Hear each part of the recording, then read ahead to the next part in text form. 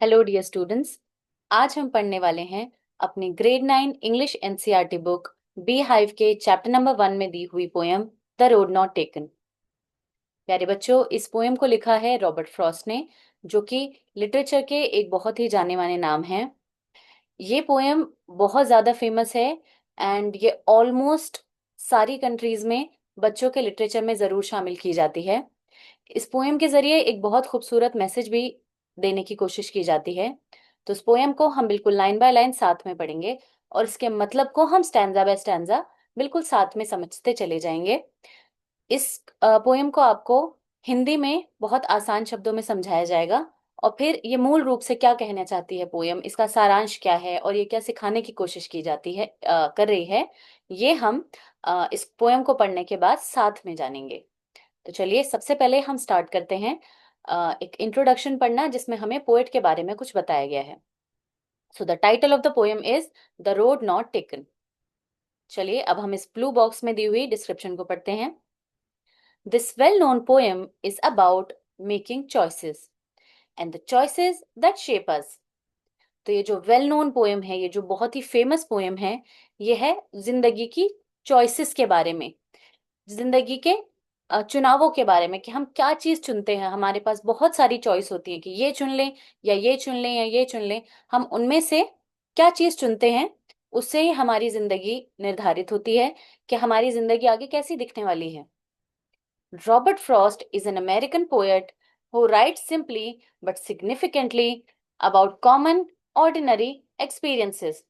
तो Robert Frost क्या है? एक अमेरिकन पोएट हैं जो कि बहुत ही साधारण भाषा में लिखते हैं और बहुत ही कॉमन चीजों के बारे में लिखते हैं, बहुत ही आसपास के हमारे सामने दिखने वाले एक्सपीरियंसेस के बारे में लिखते हैं, है ना। एक आम इंसान की जिंदगी में जो घटने वाली आम घटनाएं होती हैं उनके बारे में लिखते हैं, लेकिन जिस तरह से वो उसको प्रेजेंट करते हैं वो बहुत खास हो जाता है। और हर आम इंसान जो है ऐसा समझता है कि जैसे वो किसी ना किसी तरह से जो वो पोयम कह रहे हैं, जो वो लाइंस लिख रहे हैं, वो उनकी जिंदगी से किसी ना किसी तरह से जुड़ी हुई है। और इसीलिए ही ये एक बहुत इंपॉर्टेंट रीजन है कि उनकी जो पोएम्स हैं वो वर्ल्ड वाइड फेमस है, पूरी दुनिया में फेमस है, क्योंकि एक आम इंसान के आम जज्बातों के बारे में ये बात करती हैं।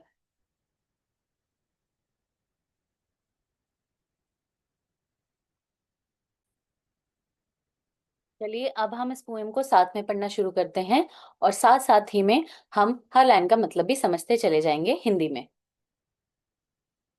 To roads diverged in a yellow wood, and sorry I could not travel both. And be one traveler, long I stood, and looked down one as far as I could, to where it bent in the undergrowth. तो क्या कह रहे हैं stanza number 1 में कि दो road हैं। Road हम सब जानते हैं ना, दो रास्ते जा रहे हैं, वो डाइवर्ज्ड हैं। डाइवर्ज जैसे कि आप मेरे हाथ का इशारा देख सकते हैं, डाइवर्ज मतलब बट जाना, सेपरेट हो जाना, अलग अलग दिशाओं में चले जाना। तो इस तरह से दो रोड जो है वो डाइवर्ज हो रहे हैं। कहाँ पर? एक जंगल के अंदर।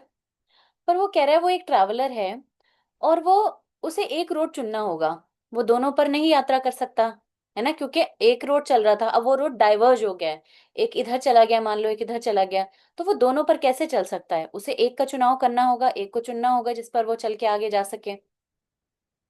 And be one traveller long I stood, है ना, तो वो एक ट्रैवलर है क्योंकि, तो अब उसको सोचना होगा कि वो कौन से रास्ते को चुने, भाई इसको चुने या उसको चुने। अब बहुत बार ऐसा होता है कि रास्ते पे चले बिना आपको पता नहीं चलता कि वो रास्ता आगे से कैसे दिखता है ना। तो अभी तो शायद दोनों रास्ते ऐसा भी हो सकता है कि सेम दिख रहे हो, लेकिन आगे जाके किसी रास्ते में गड्ढा निकले, किसी रास्ते में आगे फूल पड़े हों, तो हमें जो दिख ही नहीं रहा, हमें पता ही नहीं, अभी उसको पता नहीं कि वो कौन से रास्ते को चुने, तो वो बहुत देर तक उधर खड़ा होके, जो पोएट है वो सोच रहा है कि मैं कौन से रास्ते को चुनूं। और वो जहां तक उसकी नजर जा सकती है ना, हमारी देखने की भी एक सीमा होती है, तो जहां तक उसकी नजर जा सकती है वो वहां तक उन रास्तों को देखता है। और फिर रास्ते क्या है, मुड़ भी जाते हैं। तो कहीं झाड़ियां आ गई, बहुत आगे घना जंगल आ गया, तो वहां से उसको आगे जाके जहां रास्ता मुड़ रहा है, जहां घना जंगल आ रहा है ना, तो वहां से आगे अब उसको दिख भी नहीं रहा है।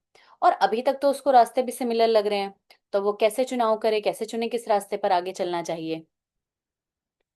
Then took the other just as fair and having perhaps the better claim। तो वो कहता है कि मैंने जो दूसरा वाला रास्ता था ना, पहला नहीं चुना मैंने, जो दूसरा रास्ता था मैंने वो चुन लिया, क्योंकि मुझे वो थोड़ा सा बेहतर लगा। Because it was grassy and wanted wear, though as for the passing there had worn them really about the same. अब वो क्या कह रहा है कि वो बहुत ही ग्रासी लग रहा था, यानी बहुत ही घास वाला लग रहा था वो दूसरा वाला रास्ता, तो वो मुझे लगा कि इस पे चलना चाहिए। और मुझे थोड़ा थोड़ा ऐसा भी लग रहा था कि वो उस पे कम लोग अभी चले हैं उस रास्ते पर। लेकिन कहते जब मैंने बहुत ध्यान से देखा तो शायद ऐसा भी लग रहा था कि दोनों पर शायद समान रूप से लोग चले हैं, दोनों रास्तों पर। अब वो क्या करेगा? And both that morning equally lay in leaves no step had trodden black. ठीक है, अब वो क्या करता है कि सुबह सुबह का समय हो रहा है, तो वो क्या देखता है कि दोनों रास्ते बिल्कुल सेम लग रहे हैं, दोनों पे पत्ते पड़े हुए हैं, उन पर कोई भी नहीं चला हुआ है। सुबह से कोई ऐसे निशान नहीं लग रहे हैं पैरों के। Oh I step the first for another, oh I kept the first for another day. तो मैं क्या करता हूँ, चलो मैं दूसरा रास्ता चुनता हूँ। जो पहला रास्ता है मैंने किसी और दिन के लिए संभाल के रख लिया, किसी और दिन चलूंगा।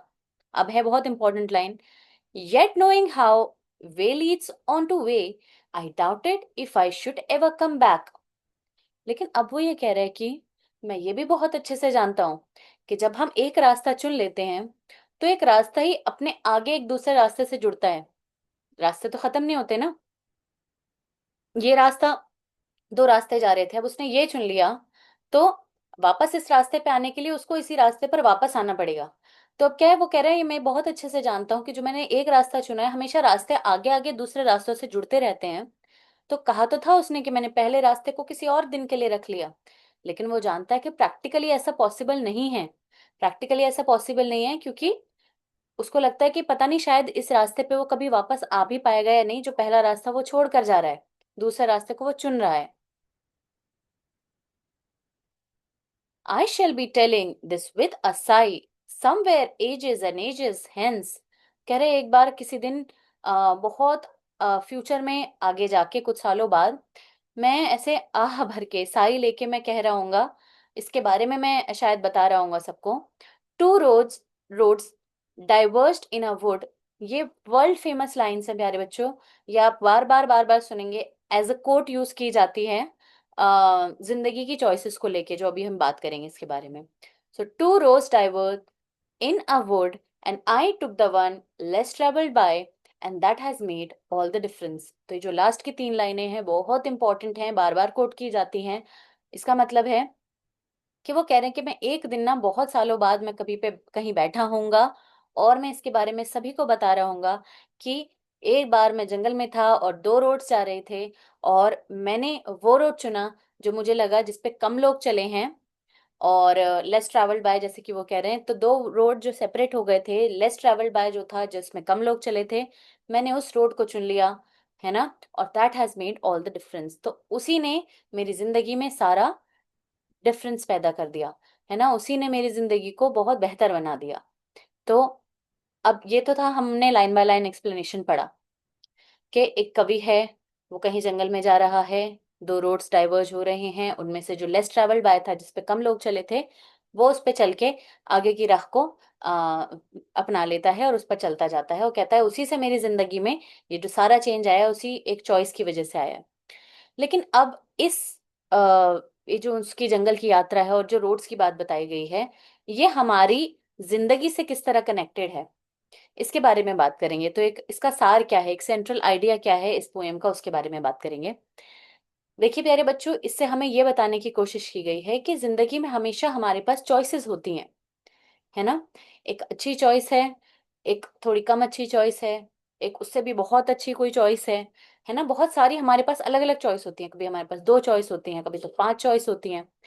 लेकिन जो चॉइस हम लेते हैं अपने लिए, उससे हमारी जिंदगी में सारा डिफरेंस पैदा होता है। मान लीजिए कल आपका एग्जाम है, आपके पास दो चॉइसेस हैं, या तो आप आज पढ़ाई कर लें, या तो बाहर खेलने का बहुत मन हो रहा है तो हम पूरी सुबह से शाम तक खेलने में निकाल दें, लेकिन आपको प्रिपरेशन के लिए वो एक दिन जो मिला है वो बहुत इंपॉर्टेंट है, उसमें आपको बहुत रिवीजन करना था। तो जब आप एग्जाम हॉल में बैठेंगे तो इससे क्या डिफरेंस पैदा होगा? अगर आपने पढ़ाई की उस दिन, वो चॉइस ले ली जो कि शायद आपको मन तो नहीं था, लेकिन आपने थोड़ी डिफिकल्ट चॉइस ले ली कि चलो पढ़ लेते हैं क्योंकि कल एग्जाम है, तो क्या डिफरेंस होगा उससे? कि आप एग्जाम में बेहतर परफॉर्म कर पाएंगे। अगर आपने वो वक्त बाहर घूमने में उस वक्त निकाल दिया, ऐसा नहीं कि बाहर नहीं घूमना चाहिए या नहीं खेलना चाहिए, लेकिन उस वक्त पर क्या चॉइस इंपॉर्टेंट है, राइट टाइम पे राइट चीज को चूज करना। तो आपने अगर वो चीज चुनी उस वक्त में जब किसी और चीज की ज्यादा इंपॉर्टेंस थी उस टाइम पे, है ना, तो फिर इसी से सारा डिफरेंस होगा, इसी से आपके अब एग्जाम के परफॉर्मेंस में डिफरेंस आ जाएगा, राइट। तो जो भी आप चीज चुनते हो उसको हमेशा सोचो समझो तोलो। तो वो कह रहे हैं कि मैंने लेस ट्रैवल्ड बाय चुना, यानी कि जिसपे कम लोग जाते हैं। और हम जानते हैं कि उस रास्ते पे कम लोग जाते हैं जो रास्ते मुश्किल होते हैं, जिस रास्तों पे कठिनाई होती है ज्यादा, जो रास्ता ज्यादा चैलेंजिंग होता है। लेकिन लेकिन वही रास्ते सबसे ज्यादा रिवॉर्डिंग भी होते हैं, वही रास्ते हमें सबसे ज्यादा फल भी देते हैं।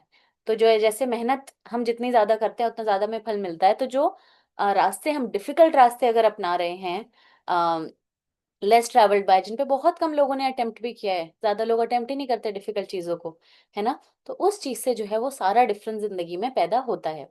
तो ये इस कहानी का एक सार है जो हमें बहुत खूबसूरती से बताया गया है, जिस पोएम से हम बहुत कुछ सीख सकते हैं। ये 3 लाइन, जैसे कि मैंने आपको बताया, बार बार कोट की जाती हैं, बहुत इंपॉर्टेंट लाइंस हैं। आप भी चाहें तो इन्हें जरूर याद कर सकते हैं।